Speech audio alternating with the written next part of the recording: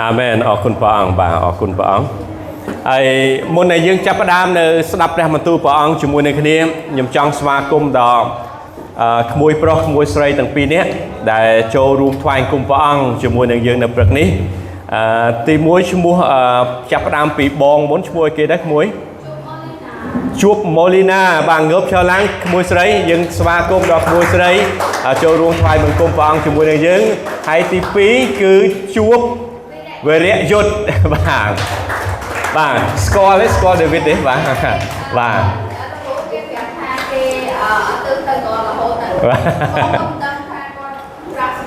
បាទអរគុណព្រះអង្គបាទចឹងអរគុណស្វាគមន៍ក្មួយមកចូលនៅក្នុងការថ្វាយគុំព្រះអង្គសូមអញ្ជើញអង្គុយវិញបាទតាមពិតគាត់ជាក្មួយរបស់ខ្ញុំជាក្មួយខាងសាច់ថ្លៃហើយត្រូវជាពួកម៉ាក់របស់កូនខ្ញុំទៀតកូនប្រុសរបស់គាត់ហ្នឹងត្រូវជាពួកម៉ាក់របស់កូនខ្ញុំរៀននៅសាលាជាមួយគ្នាវិលទៅមកសិតតែអ្នកដែលរៀនជាមួយនឹងគ្នាអរគុណព្រះអង្គដែលក្មួយចូលរួមថ្វាយបង្គំព្រះអង្គជាមួយនឹងយើងនៅព្រឹកនេះខ្ញុំចង់នាំព្រះបន្ទូលលើកទឹកចិត្តមួយតាក់ទងទៅនឹងព្រះអង្គនឹងសម្រេចព្រះបន្ទូលសន្យាអញ្ចឹងលោកគ្រូអ្នកគ្រូទាំងអស់គ្នាអាចឮអំពីឈ្មោះរបស់លោកអាប់រ៉ាហាំជាបិតានៃជំនឿជាម្នាក់ដែលព្រះអង្គថាជាបិតានៃជំនឿយើងជាព្រះពររបស់ព្រះជាម្ចាស់នឹងហូរតាមរយៈលោកអាប់រ៉ាហាំមកកាន់កូនរបស់ព្រះអង្គនៅសម័យនេះបិតានៃជំនឿប៉ុន្តែបើយើងនិយាយអំពីជីវិតរបស់លោកអាប់រ៉ាហាំព្រះជាម្ចាស់ថាបិតានៃជំនឿប៉ុន្តែនៅក្នុងជីវិតរបស់គាត់ខ្លាចយ៉ាងម៉េចខ្លាច2ដងខ្លាចបាត់បង់ជីវិតខ្លួនឯងកុហកថាប្រពន្ធនឹងគឺជាប្អូនស្រីខ្លួនឯងបិតានៃជំនឿនេះបិតានៃជំនឿកុហកគេដើម្បីឲ្យខ្លួនឯងរួចជីវិតប្រាប់ថាប្រពន្ធនឹងគឺជាប្អូនស្រីរបស់ខ្ញុំទេហើយព្រះគម្ពីរប្រាប់ថាបិតានៃជំនឿអញ្ចឹងបើយើងមើលពីកន្លែងនេះព្រះជាម្ចាស់រាប់បិតាអាប់រ៉ាហាំជាបិតានៃជំនឿមិនមែនដោយសារការប្រព្រឹត្តរបស់គាត់ឡើយបើការប្រព្រឹត្តរបស់គាត់គឺអត់ជាងយើងប្រមាណអ្នកធ្លាប់បង្ហក់ខ្លួនឯងថានេះប្អូនស្រីរបស់ខ្ញុំតាប្រពន្ធខ្ញុំប្អូនស្រីរបស់ខ្ញុំណាប៉ុន្តែអញ្ចឹងបើយើងមើលពីការប្រព្រឹត្តវិញយើងអាចធ្វើល្អជាងអាប់រ៉ាហាំព្រោះយើងអត់ដែរប្រហកអ្នកដតីថាប្រពន្ធយើងជាប្អូនស្រីរបស់យើងផងហ្នឹងប៉ុន្តែអាប់រ៉ាហាំកុហកថាប្រពន្ធនឹងជាប្អូនស្រីប៉ុន្តែព្រះជាម្ចាស់នៅរាប់គាត់ថាជាបិតានៃជំនឿដោយសារគេមិនមែនដោយសារគាត់ប្រព្រឹត្តនោះទេព្រះជាម្ចាស់ដោយរាប់អាប់រ៉ាហាំជាបិតានៃជំនឿដោយសារគាត់ជឿលើព្រះជាម្ចាស់ពេលព្រះអង្គនាំអាប់រ៉ាហាំចេញពីទៅខាងក្រៅផ្ទះហើយមើលទៅលើមេឃព្រះជាម្ចាស់ឲ្យអាប់រ៉ាហាំមើលផ្កាយនៅលើមេឃនេះហើយរាប់ទៅអាប់រ៉ាហាំក៏រាប់ទៅហើយព្រះអង្គរាប់ថាអាប់រ៉ាហាំជាមនុស្សដែលសុចរិតមិនមែនដោយសារការប្រព្រឹត្តទេប៉ុន្តែកម្រមានអ្នកណាដែលនិយាយអំពីលោកស្រីសារ៉ាណាច្រើននិយាយអាប់រ៉ាហាំជាបិតានៃជំនឿប៉ុន្តែថ្ងៃនេះយើងនឹងសិក្សាអំពីលោកស្រីសារ៉ាព្រះអង្គសម្រេចតាមព្រះបន្ទូលសន្យាលោកយើងដឹងហើយថាលោកស្រីសារ៉ាគឺជាភរិយារបស់អាប់រ៉ាហាំកាលមុនជាស្ត្រីម្នាក់ដែលអត់មានកូនហៅស្ត្រីបាទអាយុ90ឆ្នាំហើយបានអាចបង្កើតកូនបានអញ្ចឹងលោកស្រីសារ៉ាគាត់ជាមនុស្សប៉ុន្តែអ្វីដែលយើងចង់លើកនៅថ្ងៃនេះព្រះជាម្ចាស់រក្សាហើយធ្វើតាមព្រះបន្ទូលដែលព្រះអង្គសន្យាចំពោះសារ៉ាយើងមើលសម័យនេះអាយុត្រឹម50ជាងយើងអាចមានលទ្ធភាពមានបុត្រទេ50ជាងឡើងលើអត់មានលទ្ធភាពមានបុត្រទេអ្នកខ្លះនៅមានលទ្ធភាពប៉ុន្តែលោកស្រីសារ៉ាអាយុច្រើនហើយព្រះអង្គនៅតែសម្រេចព្រះបន្ទូលសន្យារបស់ព្រះអង្គជាមួយនឹងលោកស្រីសារ៉ាយើងមើលនៅក្នុងខកាពីបាទសូមទៅជួយចុច slide មួយបាទសូមជួយចុច slide មួយផងបញ្ជាអត់ដល់អញ្ចឹងយើងមើលនៅក្នុងកាន់កាពី Hebrew បាទសូមនៅក្នុងកាន់កាពី Hebrew បានប្រាប់យើងថាដោយសារជំនឿលោកស្រីសារ៉ាអាចទទួលសមត្ថភាព thì mũi đòi xa chủng nứa lục sấy xa ra ai tờ tua smart phiếp nâng miên côn bẩn to bút buông bản thuây thấp bật tại quạt biến vây chả na hai có đôi prua tại quạt vô thả bảo pre chứ mà cha sonaya giang ná pra ông bốc chia thưa tam giang nụ đại amen chẳng bởi dân mơ đòi sai cái đòi xa chùm nưa lục sấy xa ra ta tua smart phiếp bởi dân ông pi rukai ra bà dương ở đây là dân ai bằng cát côn trai ban cứ vây ra bao quạt nó cứ mình ai bằng cát côn trai ban thế bàn tay cứ chắp đam pi chủng nưa ta là cú nè cú bong ôn trong trường tông ác này miên chủng nưa ọt là ngày này prong ọt trong vậy tha ta dương áp để than banประมาณ hơi ta dương an khoกับpi banประมาณ hơi ta dương thua cách ca bầm ra bằng ban ประมาณ hơi dương hổ si ban ประมาณ hơi dương bầm ra bằng ประมาณ cho năm 2 bằng ọt kết hưởng nâng thế bằng chấp đam biết mùi thả chùm nửa sầm mai bẹt cùn sầm pon mê tây đại chong đòi bẹt là bọc bong chia sầm pon mê tây cả ta sầm mai này bẹt cùn là bọc bong này cứ bẹt ong xua thì mùi thả chùm nửa chấp đam biết mùi ta đòi xa chùm nửa lục sấy xa ra miền sầm mặt tập hiện đam bay cái bẩn to pút bông bảnผู้สเตย์ลูกไซสาระจะให้กอดบันอาจมีสมาธิเพียบบานเตดับไปบังการโกนจีตามแปรบรรทุสัญญาเตปันใต้ดาวซาจุ่มเนื้อกอดมีนสมาธิเพียบดาวซาจุ่มเนื้อจงคอยกันไรเนี่ยได้เข้มจังลึกแต่จะรู้เนื้อพรัวกอดโยธานะกี้โยกูลูกไซสาระโยธาbảo pre chưa mà cha son ya yang na chủng nưa nó bảo quạt cứ chưa được pre chưa mà cha thà bảo pre chưa mà cha son ya yang na chủng buộc nhóm pre ông mục chỉ thưa tam pre mà tu son ya bảo ông sum nú su một luồn dừng ta dừng chưa ọt dừng chưa được pre mà tu son ya ọt rồi còn dừng chưa được sự than là phép đại cầm bung đại cát láng đại dừng nết dừng mưa khơi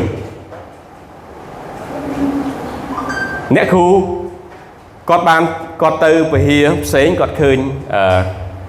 chắp đam bờ hia cái miền tù cho làng cọt có thà thằng ấy muối trong trong nông dân là miền tù thay mày lỡ ban thay mày men xa mình tâm đỏ xổm nông toàn vô tranh phong tâm bỏ bị kê màu chẳng xua thang và ông ắt question trở than nè và cái ắt than nè và cái ắt thì bay nè và cái bầm ra nè và cái tôm nè và cái thui cái càng như và ông rằng bao gì và ông xua ta môi tây ta miên chụp nửa ắt chưa lừa prep mình tu và ông san là ắt bờ dân chưa và ông tham ấy prep ông nâng thua tam prep mình tu san là đại và ông san là chụp bùa gì amen chắc thứ mấy ban đây dựng đăng tháp ra mà tu sanh gia pháp bọn sanh gia chẳng mấy trong bộ dương bọn sanh gia tha dương nâng từ tu prepo rabah Abraham tam raya pre Jesus Christ amen thứ mấy là dựng đăng pre mà tu sanh gia muối an pre mà tu bộ pre cầm pi đại bọn tự xây màu nấy cứ nhung lực được chất ai lực khu nè cũng an vì rốn ta đo tì tóc và chia cầm pi mũi đại bọn đại lục sợi po ta xé sầm rạp krong chùm nung rồi bỏ bọn krong chùm nung rồi bỏ bọn cứ như vậy âm pi những đăng thai lục chỉ vượt ra bao lục sợi po cứ bọn pra quát đầm bay ta xé pre cầm pi sầm rạp sạc đợt tây dương chia sầm bốt rồi bỏ lúc sờ vẽ po to môi trường tại mà đồng chứ bây giờ an vì rôm ta đo tì tóc bà rôm ta đo tì tóc vì miền bà hai chia đọc bay chụp mình đọc bay chụp đọc bay cành rôm ta đo tì tóc cứ miền đọc bay cành chân lúc sờ vẽ po bản pra sầm bốt đang ở đi đọc bay lớn tất chất đọc trong chúng hai dương mưa tất khơi pre bẩn tu sanh gia là bỏ này buông dương đang thà pre bẩn tu kho copy từng ở nơi không copy từng mul cứ pra ông ta sẽ nè kì sa xê sầm rắp bậc chia đi một bỏng và tay mình sầm khăn dương từng ọt nia và dương mưa pi lúc có bát chụp bục đọc pi rồi hốt mà đọc cạch cả cứ máu lúc có bát chụp bục đọc pi rồi hốt mà đọc căn cái pi cạch cả cứ chia căn cái pi đại bỏng thì dây ông pi chung chuyện Israel từng ọt và đây bây giờ dương an kho cái pi tới dương từ tua ban và giói pi ca đã an ban từ tua ban ca lưng tới chất ban và đây pi môi chùm luôn đại từ xây tới nữa ai từ xây từ đó chung chuyện Israel đối với cái này đọc ra đại bang phép nhá bang ao tới là kì ao tới chung chết Israel chẳng hay ban pi lúc các bác trong cuộc đọc pi rồi hốt đọc cái cả cứ bang chỉ pi và đi đại bang thì dây cho mùi năng chung chết Israelแต่จับประดามปีโรมแต่ดาวตีโตคือปองในใจหมอกกันกรมจุ่มนุ่มระบายเย็นจะให้เลือกเล่นแต่กับปียูฮานมวยปีกับปียูฮานแต่เซ่คือเชื่อแต่เซ่หายคือกับปียูฮานนั่นแต่เซ่ยูฮานดำดังล้อคือปีแต่ยูฮานแต่เซ่นั่นปีแต่คราวหลวงโปตัวมรณะพิมบานยูฮานแต่เซ่ก็กับปีนี้พระองค์จะให้บานเจียมาท้ายมาก็ลูกาในยัยข้อปียูฮานคือปองแต่เซ่สำหรับปิภพโลกอย่างมูลบ่าปองแต่เซ่สำหรับปิภพโลกอย่างมูลโดยเฉพาะให้เมียนแต่ยูฮานใบดับผมมวยแต่ในขนมดำนังละอตั้งอ้อเมียนแต่มวยแต่ปองแบบท่าพระองค์สลันมนุษย์โลกหลังนะอาเมนพระองค์สลันมนุษย์โลกหลังจับดามปีกันกัมปียูฮานจึงเป็นแต่ยึงอ่านกันกัมปียึงอ่านตั้งอ้ออ่านตั้งอ้อปีลูกบักระโหดมาปัตตายึงเถิดดังท่าจับดามปีลูกกบาดจะปุกมวยมาหดดอกมวยคือพระองค์ในใจจะมวยหนึ่งประเชียชนติวเตอร์ได้มันตอนเมียนริอิสราเอลการล้างตีจะปุกดอกปีการล้างคือริอิสราเอลการล้างพระองค์ในใจปีริอิสราเอลโหดรอกันกับปีกิจการจังให้เป็นแต่ยังลือพระบรรทุระบบพระองค์ยังอ่านพระบรรทุพระองค์กระไรคลากำนักปูนปูเวทเอ้ยอันนั้นมันเป็นพระบรรทุสันนิษฐานได้พระองค์ในใจมาการยังตีว่ายังถือดังพระองค์ใหญ่แต่การอะไรกี้คือปุพาราซีปุซาเดซีได้กี่อวดเผอกำลังกายกี่เกิดออกอาการประพฤติพระกี่ดับใบกวบดอกพระจุมพยาถือตามพระบรรทุพระองค์เจ้าเกศเจ้ามวยปัจจัยครูนายเถิดบ้านพระองค์เชิญในใหญ่แต่การกี่จังปัจจัยจับพระดามปีกันกับปียูฮานเหมาคือพระองค์ในใจมาการปีภพโลกเดือดมูลให้ยืดคืนท่าพระองค์จับพระดามท่าคือพระองค์สลันมนุษย์โลกหลังนะนาเกพระองค์สลันยืนพระองค์สลันกรุ๊ปมนุษย์เดือดออกในเรื่องผ่านใดนี้จึงยมจ้องไอ้ลูกเนี่ยครูอ่านพระคัมภีร์โดยดังถามกระไรคลามันแมนสำหรับยืนที่แต่ยังอายแต่ตัวพ่อประยอยเป็นนางบางอาเมนแต่เบอร์ลูกเนี่ยครูอ่านปีโรมเราดอตีโตคือพระองค์ปราลูกสเวโปดับใบจมพูดับใบแต่เซแต่การกรมจุ่มนุ่มสมบัติแต่การกรมจุ่มนุ่มให้ดอกเป็นปีเฮเบรแต่ดอกวิบรณะเชียสมบัติเซนมันเชียสมบัติบลูกโปปัจจัยพระองค์แต่เซพิจารณาสัมดาวแต่เลยคริสต์บริษัทจุนชิดยูดาได้พระองค์แต่เซมีพระองค์เรื่องนักเกล้าเรื่องยูฮานvà เรื่องเปโตรให้พระองค์เรื่องเด็กหาทางสวัสดิ์เซนเทียดดำไปแต่เซอัมปีกิจการเรื่องยูดาเทียดดำไปแต่เซนั่นคือพิจารณาปีเฮเบรเราดอกวิบรณะเชียเปรกบรรทุเชียสมบัติมวยได้เปรพระองค์ปราศเวทระวังดำไปแต่เซแต่กันจุนคริสบอสัตได้จีจุนชีดอยู่วิชจังเปคละเปได้ยังอ่านพอกับพี่ยังเมื่อปีอับตับบอดในขนมดังได้จังจำจองเลือกตั้งจันทร์ลูกเนี่ยครูตาสมอ่านเตอร์ดำไปเคยปีเปรบรรทุได้พระองค์สัญญาจมพูยืงพระองค์สัญญาท่าพระองค์นั่งโปรตีนโปได้ยืงเอาไว้ได้มันแม้จะเอาประมาณท่าเนี่ยทัวตามพระองค์ยังอ่านคอกับปีเตอร์แผลบแต่แสบแต่ในขนมกันกับปีสัญญาแผลบท่า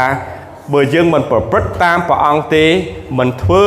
ตามกิจการได้พระองค์บัญชีตียังหนึ่งเติมบรรดาสากรมโยสมัยนู้นคือชื่อสมัย នៃក្រឹតវិន័យព្រះអង្គប្រទានឲ្យនៅគេជនជាតិអ៊ីស្រាអែលហើយយើងឥឡូវស្ថិតនៅក្នុងសម័យអីគេសម័យព្រះគុណរបស់ព្រះជាម្ចាស់ហើយព្រះអង្គប្រទានពរឲ្យយើងមិនស្ថិតលើការប្រព្រឹត្តរបស់យើងគឺដោយសារជំនឿដែលយើងជឿលើព្រះយេស៊ូវព្រះអង្គប្រទានពរដល់យើងបើយើងការប្រព្រឹត្តរបស់យើងមិនអាចផ្គាប់ចិត្តមិនអាចគប់ចិត្តដល់ព្រះជាម្ចាស់ទេអញ្ចឹងហើយបានជានៅហេព្រើរចំពោះ11ខ11ប្រាប់ថាដោយសារជំនឿព្រះអង្គប្រាប់ថាដោយសារជំនឿយើងមានសមត្ថភាពហើយដោយសារយើងជឿព្រះអង្គនឹងសម្រេចតាមព្រះបន្ទូលដែលព្រះអង្គសន្យាដូចខ្ញុំឲ្យលោកគ្រូអ្នកគ្រូអានព្រះបន្ទូលឃើញអ្វីដែលជាព្រះបន្ទូលព្រះអង្គសន្យាចំពោះយើងព្រះអង្គប្រាប់ថាកូនចៅគឺជាមរតកដែលព្រះអង្គប្រទានឲ្យអ្នកខ្លះកូនចៅគឺជាបន្ទុកកូនចៅជាមរតកដែលព្រះអង្គប្រទានឲ្យយើងអ្នកខ្លះអ្នកមានខ្លះរកកូនតែមកគ្រាប់គ្មានផងហើយដោយបានយើងគិតថាកូនចៅជាបន្ទុកព្រះអង្គប្រាប់ថាកូនចៅជាមរតកជាព្រះពរឲ្យពរកូនយើងព្រះអង្គនឹងប្រទានពរឲ្យកូនខ្ញុំព្រះអង្គនឹងរៀបចំអនាគតឲ្យកូនខ្ញុំព្រះអង្គរៀបចំអនាគតឲ្យចៅខ្ញុំព្រោះមិនកូនចៅមានទាំងកូនមានទាំងចៅយើងអ្នកដែលមានចៅអធិដ្ឋានឲ្យចៅជាចៅជាព្រះពរអញ្ចឹងពាក្យខ្មែរគេថាស្រឡាញ់កូនមួយទៅស្រឡាញ់ចៅមួយថាំងគឺមានពីរតៅគឺពីរដងស្រឡាញ់កូនពីរដងស្រឡាញ់ចៅពីរដងដូចជាប៉ាដឹងហើយបាទស្រឡាញ់កូនតែមួយតៅឯងស្រឡាញ់ចៅឡើងមួយថាំងតិចចៅតាណាហើយតិចចៅទៅទៀតពូភិរុនមានចៅទៀតចាំមើលគាត់បានឆ្លងបទពិសោធន៍នឹងទៀតបាទឥឡូវមិនទាន់បានបទពិសោធន៍នឹងទេអូមានហើយអញ្ចឹងមានហើយនឹងទទួលបានបទពិសោធន៍នឹងផ្សេងមួយទៀត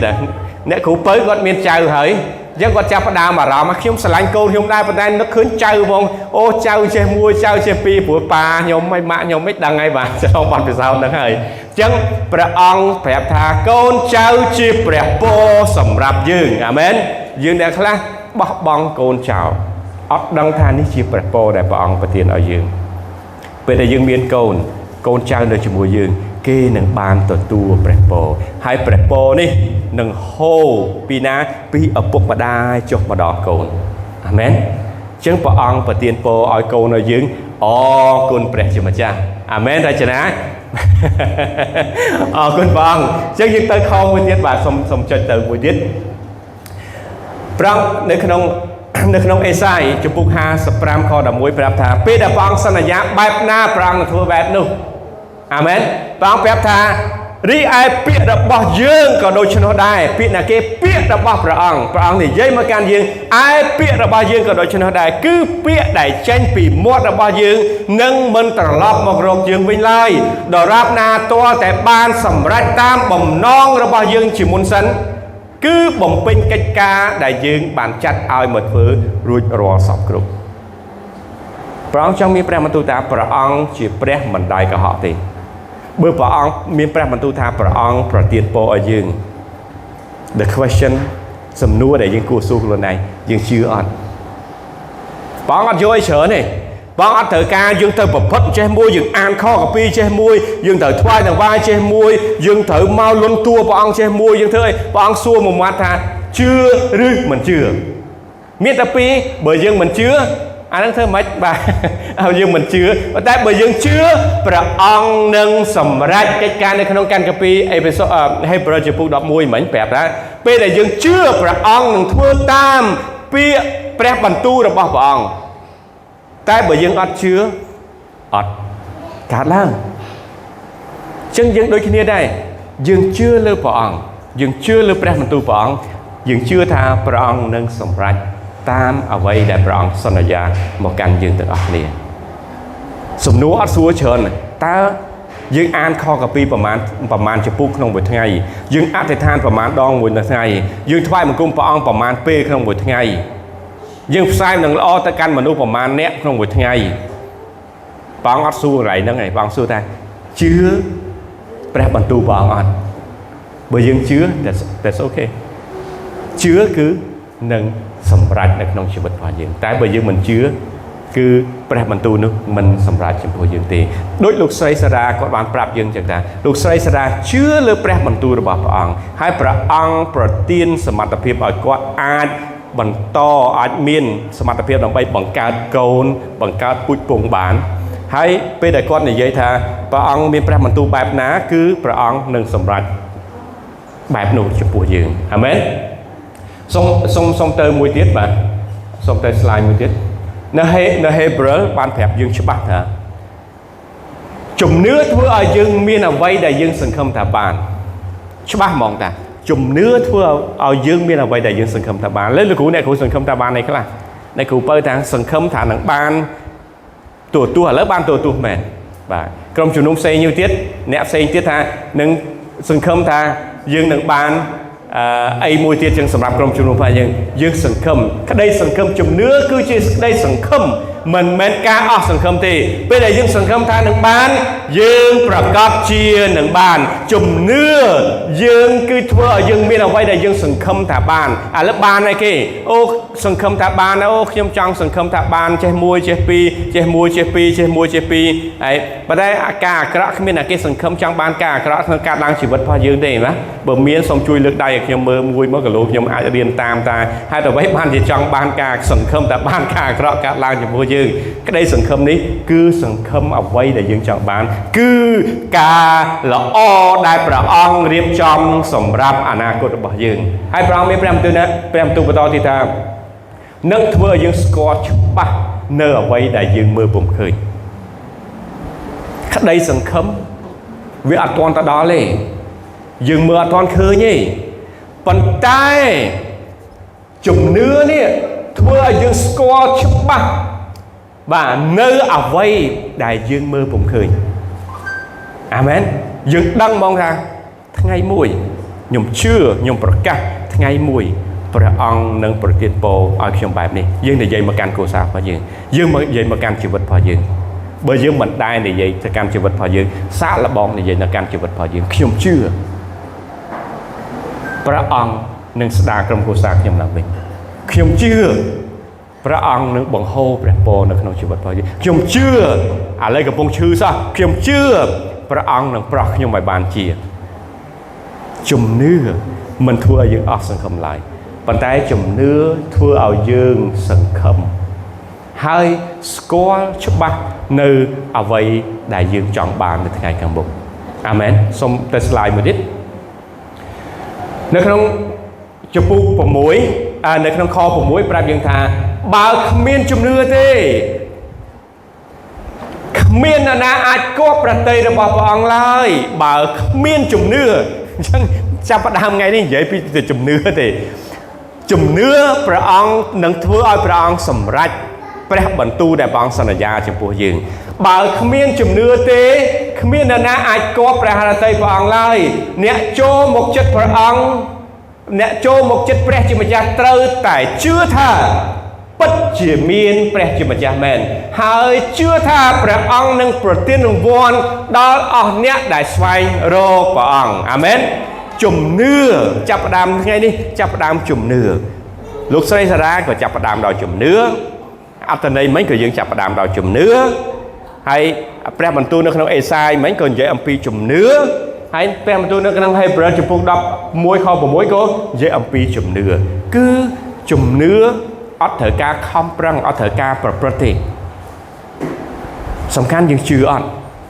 បើអ្នកខ្លះទៅឲ្យគេមើលគ្រូឲ្យគ្រូក៏ជឿម៉េះអូគ្រូថាអញ្ចេះក៏ថាអញ្ចេះអូអ្នកឯងប្រហែលជាឆ្នាំនេះរស័យដាក់ហើយដាក់អញ្ចឹងទៅមើលទៅប្រហែលជាមានបញ្ហាក្រុមគ្រួសារគ្រូហ្នឹងភ័យហ្មងជឿបាត់អីហ្នឹងតែបើព្រះអង្គមានព្រះបន្ទូលថាព្រះអង្គនឹងប្រទានពរឲ្យប្រហែលមែនទេមែនឬមិនមែនទេចាប់ផ្ដើមនេះយើងជឿដល់ពេលទៅដល់គ្រូពេទ្យមិនបាច់ចាំនិយាយទៅគ្រូទាទៅដល់គ្រូពេទ្យថាជំងឺរបស់អ្នកហ្នឹងមើលមិនជាទេហើយមើលទៅអស់លុយច្រើនណាស់ហើយជំងឺហ្នឹងកាន់តែដុនដាបទៅចេះមួយចេះពីរជឿពាក្យគ្រូពេទ្យហ្នឹងហ្មងតែបើព្រះបន្ទូលព្រះអង្គនៅក្នុងអេសាយប្រាប់ថាដោយសារស្នាមរបស់ព្រះអង្គយើងបានជាសះស្បើយប្រហែលទេមិនទៅយើងជឿពាក្យសម្ដីរបស់មនុស្សជាជាងជឿពាក្យព្រះបន្ទូលរបស់ព្រះជាម្ចាស់ទៅទៀតអញ្ចឹងថ្ងៃនេះ អ្វីដែលយើងនិយាយមកគឺដើម្បីឲ្យព្រះជាម្ចាស់សម្រាប់កិច្ចការសម្រាប់តាមព្រះបន្ទូលសន្យាដែលព្រះអង្គសន្យាចំពោះយើងអត់ត្រូវការ requirement អត់ត្រូវការឲ្យហៅថាតម្រូវការច្រើនទេតែមួយឯងជឿឬមិនជឿតែជឿព្រះអង្គនឹងធ្វើឲ្យសម្រេចកិច្ចការហ្នឹងព្រះអង្គមានព្រះបន្ទូលច្បាស់ហ្នឹងថាអ្នកដែលចូលមកចិត្តព្រះអង្គត្រូវតែជឿ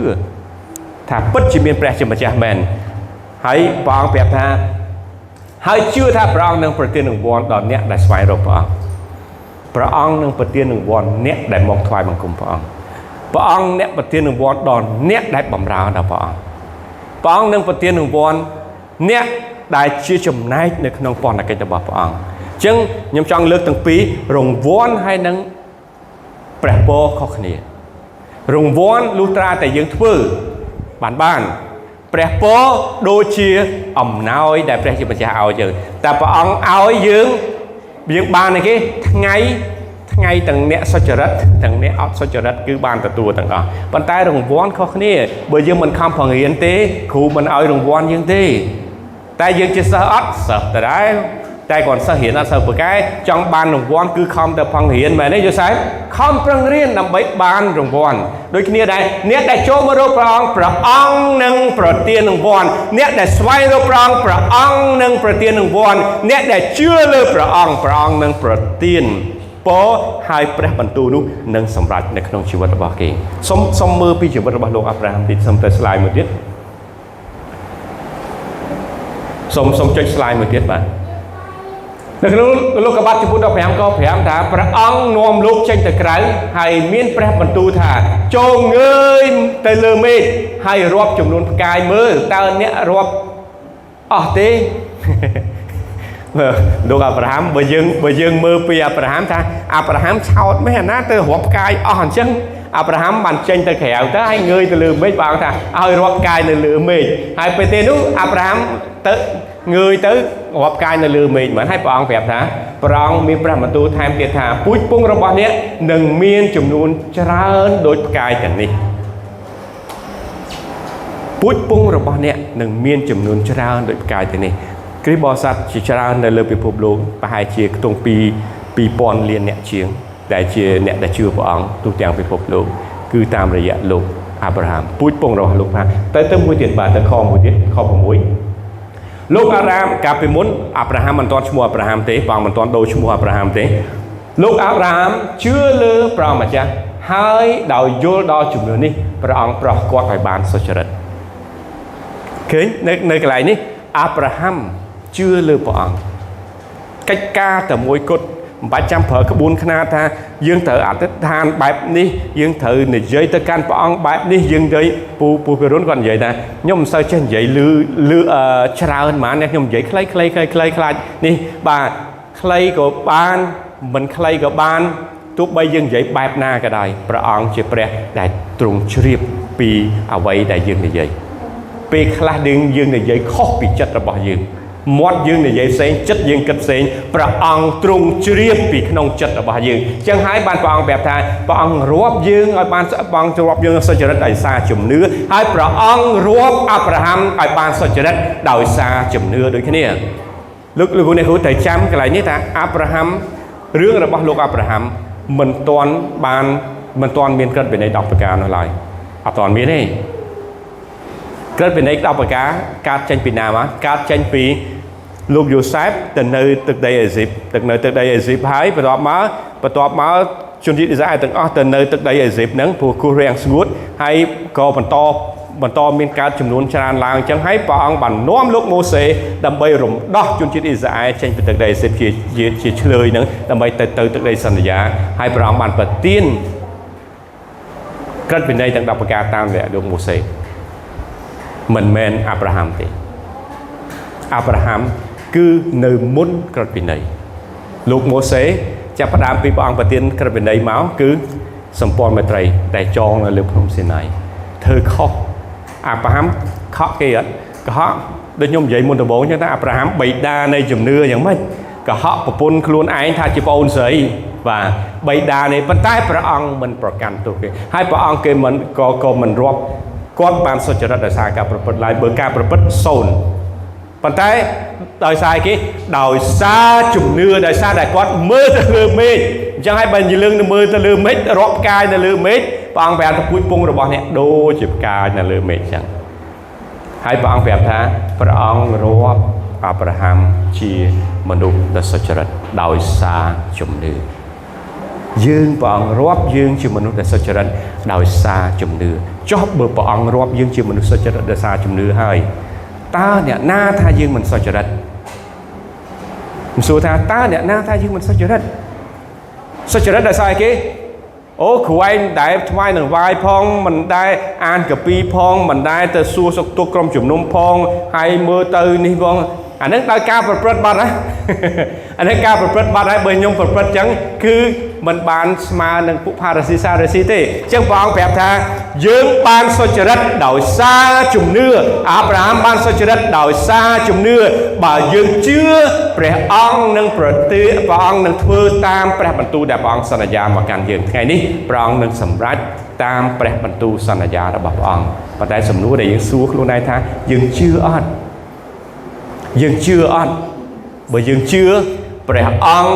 នឹងសម្រេចតាមព្រះបន្ទូលសន្យារបស់ព្រះអង្គសូមនិយាយមកកាន់ខ្លួនឯងឬក៏និយាយទៅកាន់មិត្តដៃគូជីវិតរបស់យើងអ្នកនៅក្បែរថាព្រះអង្គនឹងសម្រេចតាមព្រះបន្ទូល